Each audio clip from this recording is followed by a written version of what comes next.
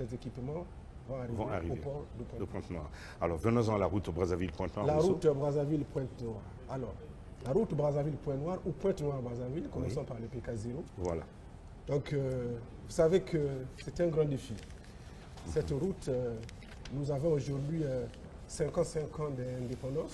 Oui. Beaucoup de chefs d'État y sont passés et on n'en a vu même pas un projet. Parce que l'enjeu était de taille au niveau du maillon. Donc pour ce faire, cette route a été divisée en 2 lots. Le lot le plus difficile, il fallait l'affronter, c'est le lot Pointe-Noire d'Olizy, il fallait... le maillon. Le maillon, avec des déblais allant jusqu'à 54 mètres de profondeur. Il faut creuser sur 54 mètres de profondeur. Parce qu'il fallait à tout prix éviter un tunnel routier. Le tunnel de routier, nous ne savons pas encore l'entretenir. Ah oui. Un Tunnel routier, c'est assez complexe. Une ventilation 24 heures sur 24. Permanente, absolument. Et chaque jour, il faut qu'il y ait de l'électricité pour extraire les gaz des véhicules. Ah bon? Voilà. Et avec les difficultés un peu d'électrification encore chez nous, donc il fallait à tout prix éviter le tunnel routier, d'où quelques pentes sont un peu exagérées, mais le défi... Donc il fallait forcément contourner, surmonter les montagnes, etc. Et ainsi de suite. Voilà. Le premier tronçon a été achevé et inauguré de 160 km environ, Pointe-Noire à Dolizy. Le deuxième tronçon a consisté donc de Dolizy à Brazzaville. Aujourd'hui, tous les travaux préparatoires sont exécutés à 100%. Tous les terrassements sont finis. La couche de fondation, la couche de base sont finies.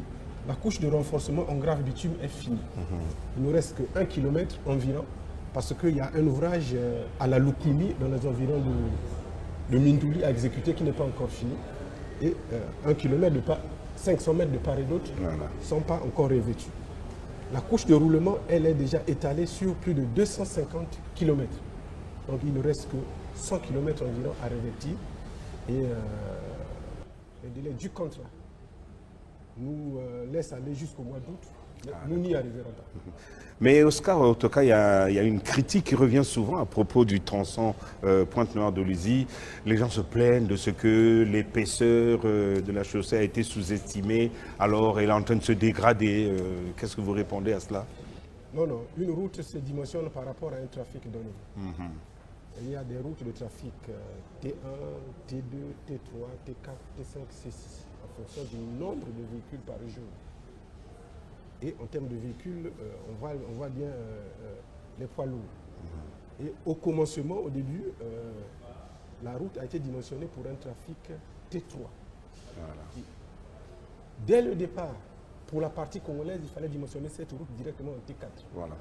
Nous avons été butés parce que nous étions en programme avec les bailleurs de fonds qui voulaient bien un trafic de type T2 et une route de 7 mètres.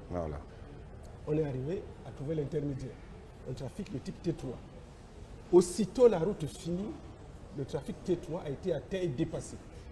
Et avec les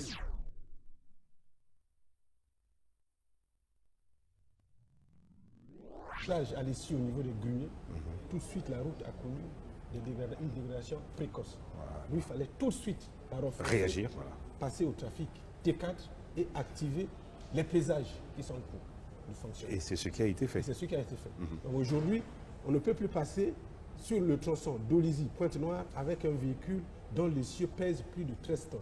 C'est la réglementation au niveau de la CEMAC. À plus de 13 tonnes, vous êtes interdit de... C'est interdit, c'est la réglementation au niveau de la CEMAC. Et à ce sujet, l'Afrique de l'Ouest n'autorise que 11 tonnes et demie. La France, 12 tonnes, les Pays-Bas, 10 tonnes. Et nous, on est à 13. Quand même à 13 tonnes. Félicitations. Alors, monsieur le coordonnateur, voici une question que le public se pose. À qui incombe l'entretien des ouvrages que vous réalisez? Je donne un exemple.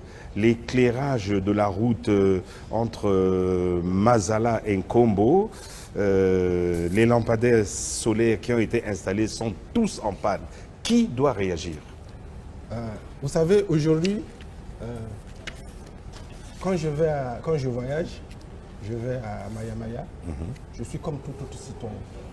Alors que quand on était en chantier, j'avais accès partout.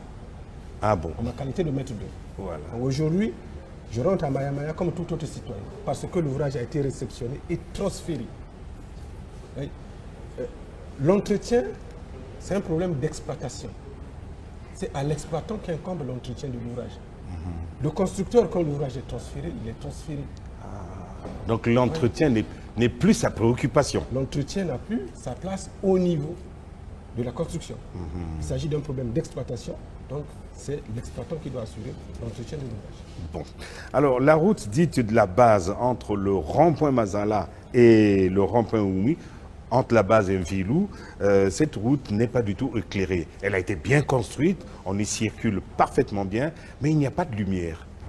Bon, cette route avait été bien construite, mais hormis la lumière, elle souffre.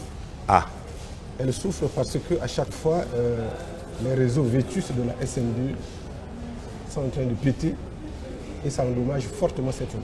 voilà. Oui. Donc, il n'y a pas que l'éclairage public, il y a aussi les réseaux de la SNDE qui sont vétustes. Il faut vraiment les remplacer. Voilà. L'éclairage. L'éclairage. Nous avions voulu à un certain moment expérimenter l'éclairage par panneaux solaires. Voilà. Donc, le premier tronçon à recevoir ce type d'ouvrage C'était est la route Kombo-Mukondo. Mazala en Combo, ouais. Kombo-Mukondo. Il y a aussi d'autres voiries dans la ville. Je parle de Bouitambongo. Il y a le boulevard Voilà. Denis Sassou Le Nguesso boulevard à l'aéroport. Denis Sassou Nguesso.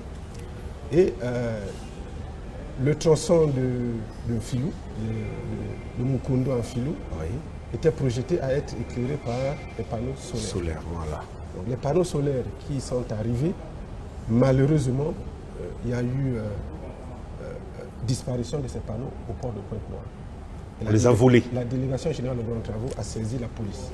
Jusqu'alors, nous attendons cette enquête. En tout cas, à mon niveau, cette enquête n'est pas encore rendue disponible. Donc, voilà un peu le sujet. Il va falloir recommander d'autres panneaux. Oh là là. Effectivement, malheureusement, on tombe dans une conjoncture qui n'honore personne, Tout à fait. avec des coûts du baril très bas. Ce matin, j'ai vu qu'on était à 36. C'est très, très critique. Très, très difficile, absolument. Alors, venons-en à l'échangeur que vous avez évoqué tout à l'heure. Les travaux du deuxième échangeur de Talangaï sont arrêtés. Les populations aimeraient bien comprendre pourquoi. Que se passe-t-il? Alors, pour le viaduc de 7 km environ, je disais qu'il coûtait 103 milliards et l'entreprise n'a reçu à peine que la moitié des fonds. Toutes les entreprises n'ont pas les grandes capacités de préfinancement comme la société CRBC ou China State. Un contrat, lorsqu'il est conclu, chaque partie a des obligations. L'entreprise a l'obligation de respecter le cahier de charges. L'administration a l'obligation d'assurer les paiements. Donc, il s'est avéré que les paiements n'ont pas suivi et l'entreprise SGC Congo s'est vue en droit d'arrêter les travaux. N'ayant pas les grandes capacités financières de l'autre C'est entreprise. de leur droit, on ne peut pas le leur reprocher. Absolument. C'est le cas de la société Colas Oui. qui a en charge la réhabilitation de la deuxième sortie nord. C'est le cas aussi de la société Andrade qui a en charge la réhabilitation de la RN2 partant du pont Mikalou au pont Djiri. Donc, sur ce tronçon par exemple,